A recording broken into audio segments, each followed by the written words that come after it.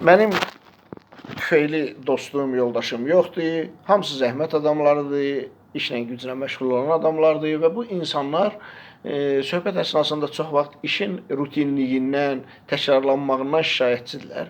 Bunun da fundamental əsası var.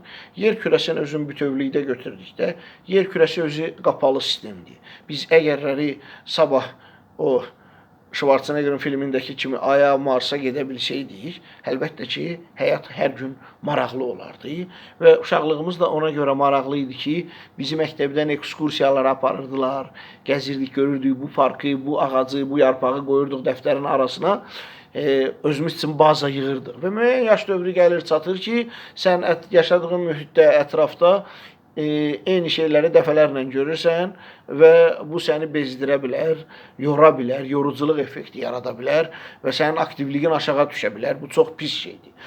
Buna görə də özümüzə hobbi tapırıq. Əlbəttə ki, Allaha itaətdən, ibadətdən başqa, bu mənəvi hissdir, ibadət, itaət. Tapılan bütün hobbilər hamısı maddidir. Maddi də nə varsa, gec-tez səni bezdirəcək. Ona görə də qızıl ortalıq tapmaq lazımdır. Hobbi ilə də o qədər məşğul olmaq lazım deyil ki, o həyat tərzinə, işə çevrilsin.